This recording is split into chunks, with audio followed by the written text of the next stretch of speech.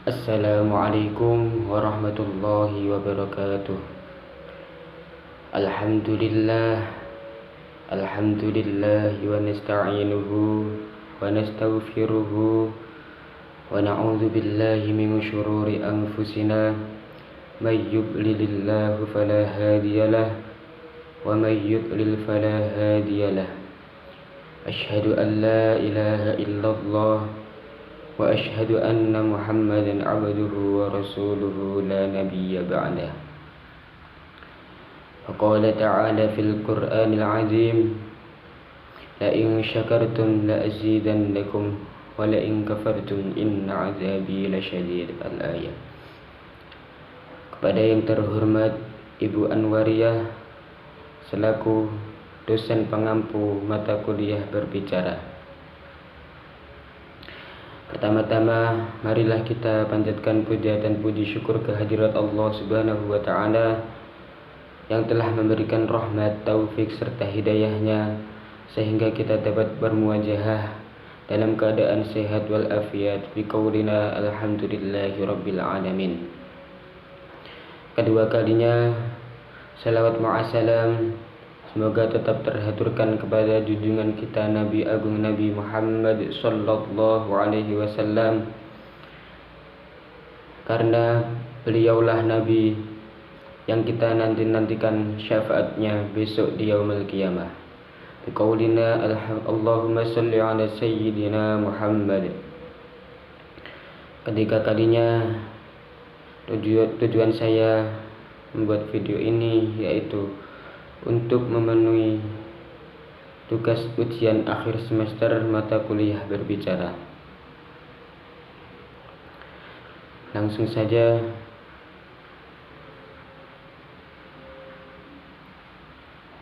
Faqala an-nabiyyu talabul ilmi fariidatun ala kulli muslimin wal muslimat.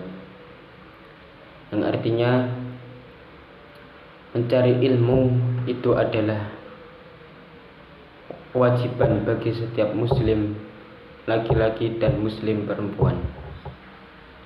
Faqala an-nabiyyu aidan, man arada ad-dunya fa'alayhi bil ilmi wa man arada al-akhirata fa'alayhi bil ilmi wa man aradahuma fa'alayhima bil ilmi. Yang artinya, barang siapa yang menginginkan dunia maka harus dengan ilmu, dan barang siapa menginginkan akhirat itu pun juga dengan ilmu, dan barang siapa menginginkan keduanya yaitu dunia dan akhirat maka juga dengan ilmu. Dalam hadis tersebut sudah jelas diterangkan bahwasanya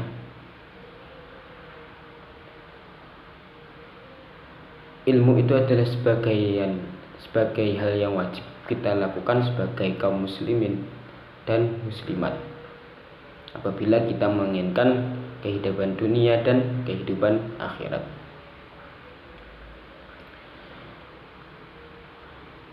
Lantas bagaimana yang harus kita lakukan agar kita bisa mendapatkan keduanya?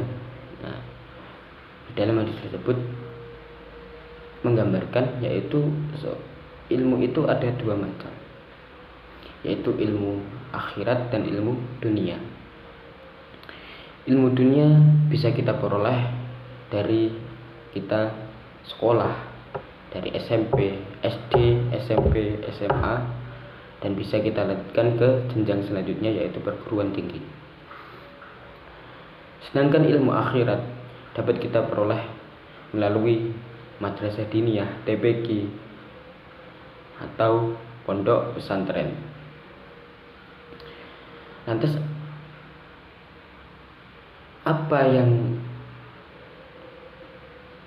sepenting apakah ilmu dunia dan akhirat itu?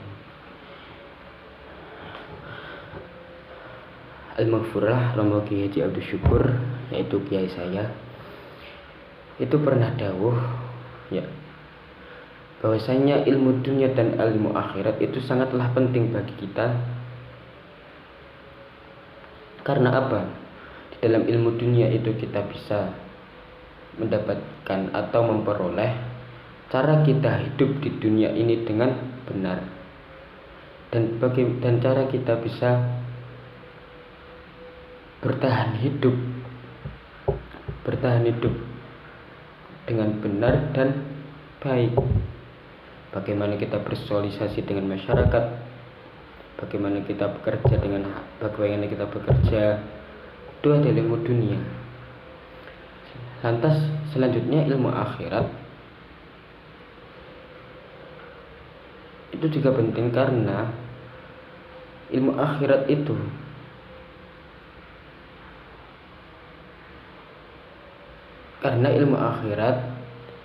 itu agar kita besok setelah kehidupan selanjutnya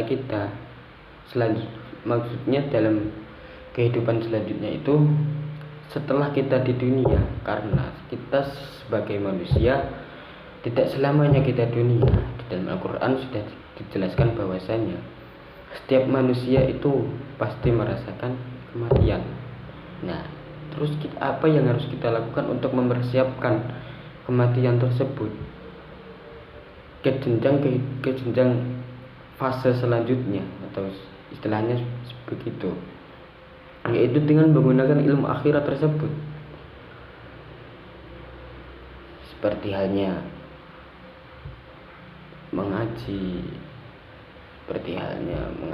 ilmu ini, ilmu itu, ilmu nahwu, ilmu tajwid, ilmu cara baca Al-Quran, cara baca kitab, terus sehingga kita dapat memahami ilmu itu dalam kitab. Terus apa ada sebuah sangkut pautnya ilmu dunia dan ilmu akhirat itu? Itu ada sangkut pautnya dalam ilmu dunia dan ilmu akhirat itu. Ilmu dunia dan ilmu akhirat sangkut pautnya adalah kita berkehidupan di dunia ini, bagaimana kita bisa melakukan kehidupan dengan baik dan benar, itu juga menggunakan ilmu akhirat. Contohnya dalam adab kita sesama manusia, sesama masyarakat.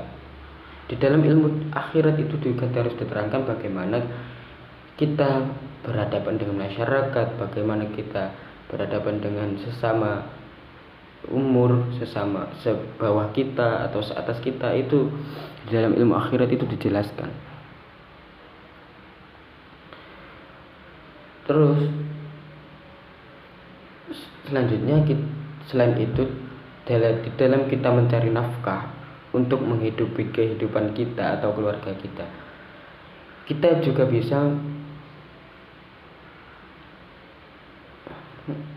juga bisa menghasilkan penghasilan untuk menghidupi itu dengan halal. Jadi kita bisa membedakan mana yang halal, mana yang haram. Itu juga dari ilmu akhirat. Jadi kesimpulannya, ilmu dunia dan ilmu akhirat itu sangat berketenderungan, ada sangkut pautnya. Maka dari itu kita sesama muslim sangatlah kita diwajibkan untuk menuntut ilmu, agar kita di dunia dan di akhirat kita bisa hidup dengan enak, atau bisa istilahnya ya enak gitu, hidup dengan baik dan benar. Nah, untuk bagaimana cara kita kalau sekolah saja kan materi kan ya, itu mempelajari materi. Terus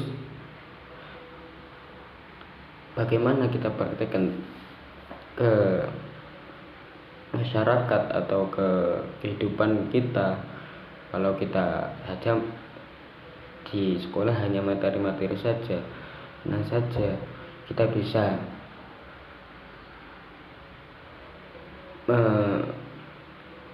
mencari atau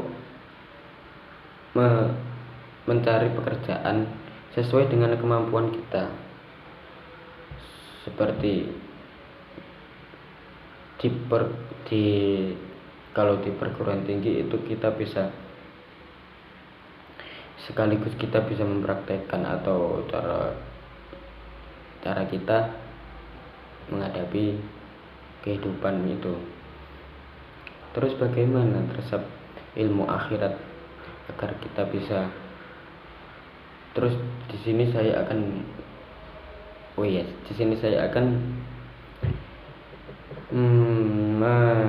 sedikit membahas tentang resep di dalam ilmu agama, tapi di dalam ilmu akhirat 3 resep agar ilmu kita berbobot.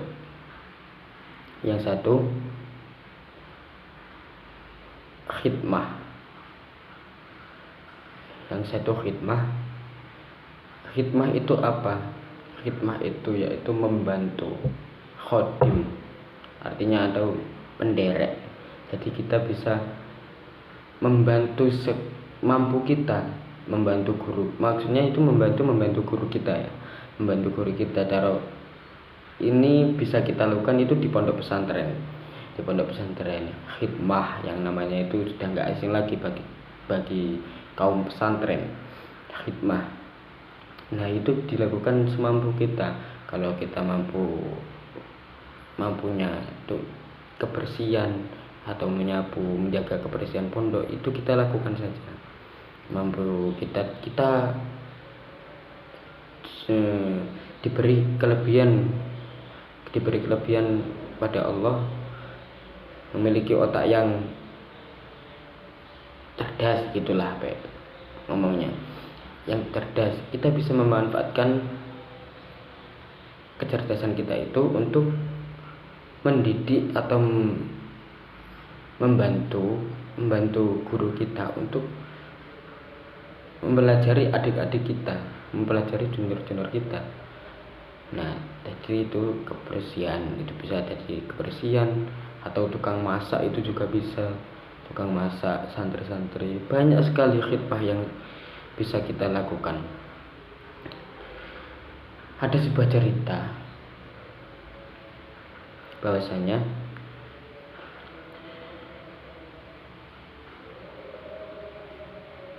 Kiai siapa ya? Kiai Abdul Karim ya. Ya, Abdul Karim itu dulu khidmahnya luar biasa, membantu gurunya luar biasa, tawadunya, sikapnya kepada guru sangat luar biasa. Maka dari itu kita bisa melihat betapa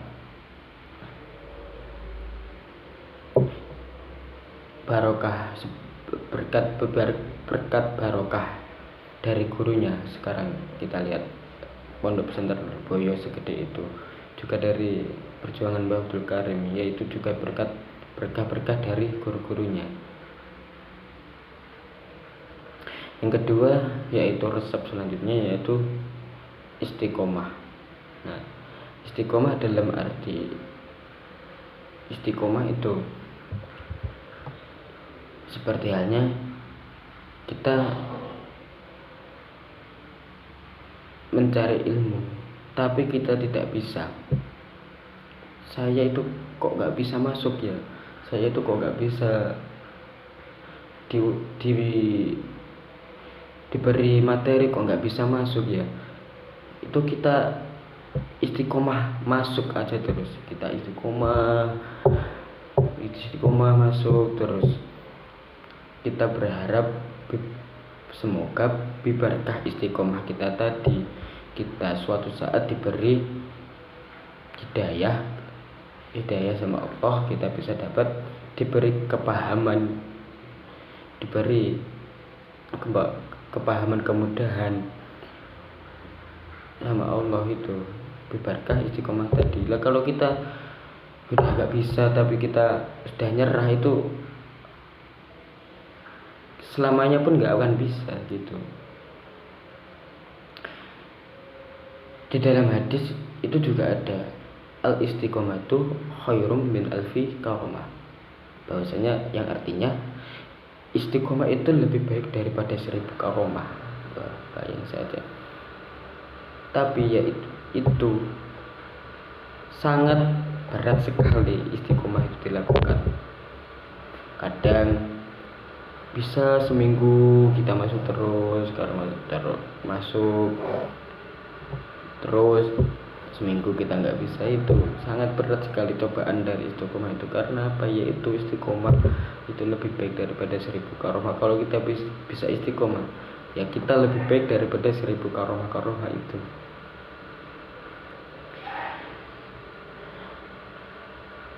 Selanjutnya resep yang ketiga yaitu sholat berjamaah. Sholat berjamaah yaitu sholat bersama-sama. Sholat berjamaah itu seperti halnya di masjid, di musola itu sholat. Karena apa? Di dalam sholat berjamaah itu kita itu bisa mendapatkan pahala yang berkali-kali lipat daripada kita sholat sendirian. Kiai saya yaitu Al-Maghfurlah Romo Kiai Abdul Syukur itu juga pernah dawuh bahwasanya jamaah ben rezekimu ben akeh. Jadi jamaah agar rezeki kita bisa banyak gitu. Kalau istiqomah ya, jadi terus istiqomah terus itu. Keutamaan jamaah itu banyak sekali sebenarnya.